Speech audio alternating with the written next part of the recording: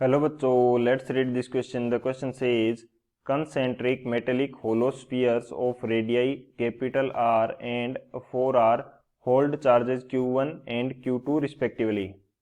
Given that surface charge densities of the concentric spheres are equal, the potential difference V R minus V 4R is option first 3q2 by 4 pi epsilon naught R, option second 3q1 by 16 pi epsilon naught into R, third q2 by 4 pi epsilon naught R, and fourth 3q1 divided by 4 pi epsilon naught R। तो इस question के अंदर हमें दे रखा है कि दो हमारे पास कंसेंट्रिक मेटेलिक होलो स्फीयर हैं जिनकी रेडियस R एंड 4R है। इनके ऊपर चार्ज हमारे पास क्या है, Q1 एंड Q2 है। तो हमें पोटेंशियल डिफरेंस VR और V4R, VR माइनस V4R वो हमें फाइंड आउट करना है। तो बात करते हैं की कंसेप्ट की। की कंसेप्ट की यदि बात की जाए तो की कंसेप्ट हमारे पास क्या होगा वो देख लेते हैं। की कंसेप्ट के अंदर हम लोग बात करेंगे कि हमारे पास कुछ इस प्रकार से हमें क्या दे रखा है, मेटेलिक स्फीयर दे रखे हैं, कंसेंट्रिक स्फीयर है। इस अंदर वाले की रेडियस क्या है, R है, और बाहर वाले की रेडियस कितनी है, 4R है। अंदर वाले का जो चार्ज है वो कितना है, Q1 है, और बाहर वाले का चार्ज कितना है, Q2 है।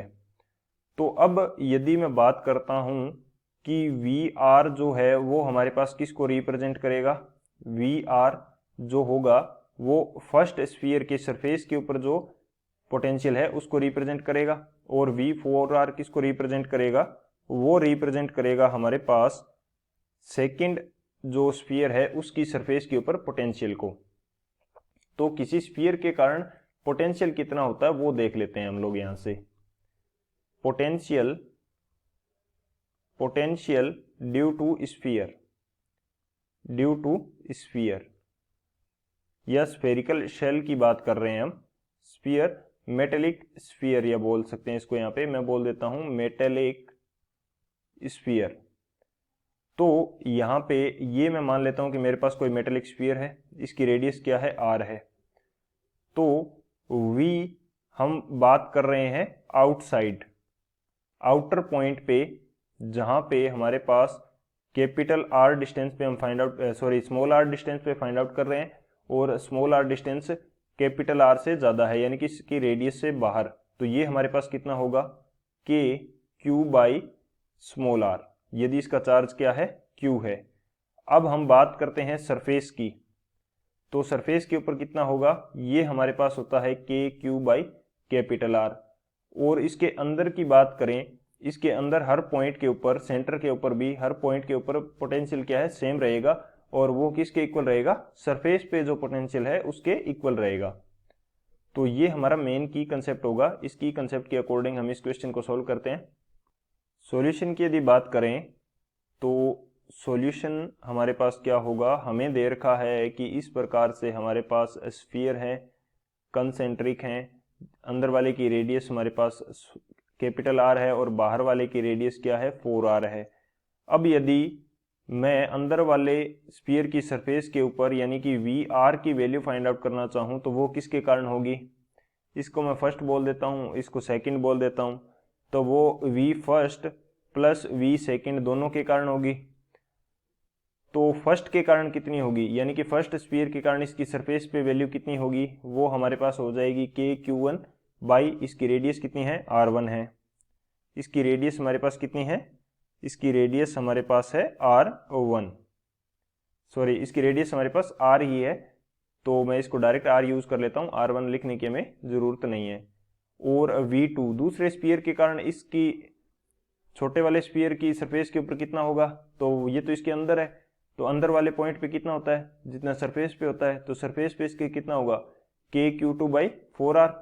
तो ये VR की वैल्यू आ जाएगी। अब मैं फाइंड आउट करता हूं आउटर सरफेस की, आउटर स्फीयर जो है इसकी सरफेस के ऊपर कितना होगा, ये भी V1 और V2 दोनों के कारण होगा। V1 के कारण कितना आएगा, V1 यानी कि स्मॉल स्फीयर से तो बाहर का एरिया है, इसके कारण कितना आने वाला है, KQ1, और ये रेडियस कितनी है, 4R।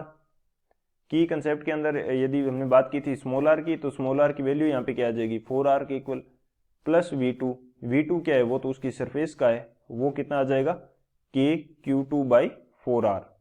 अब हमें फाइंड आउट करना है vr माइनस v4r, तो ये फाइंड आउट कर लेते हैं। तो vr की वैल्यू कितनी है, ये है हमारे पास kq1/r plus kq2/4r, minus v4r की वैल्यू कितनी है kq1/4r, और ये भी माइनस हो जाएगा kq2/4r। तो ये पोर्शन तो कैंसिल हो गया, यहाँ से बचेगा हमारे पास कितना, ये बच जाएगा 3kq1/4r, ये वैल्यू हमारे पास बचेगी। तो अब हम क्या कर देते हैं कि यहाँ पे k की वैल्यू पुट कर देते हैं। k की वैल्यू जैसे ही पुट करेंगे ये हमारे पास आ जाएगा 3q1/16 pi epsilon naught r, ये वैल्यू हमारे पास आ जाएगी इन दोनों के पोटेंशियल डिफरेंस की। तो कौन सा ऑप्शन करेक्ट होगा वो देख लेते हैं हम लोग। तो जो हमारा सेकंड ऑप्शन है B 3q1/16 pi epsilon naught r, ये हमारा करेक्ट हो जाएगा। So option B is the final answer. I hope you understood it well. Best of luck. Thank you.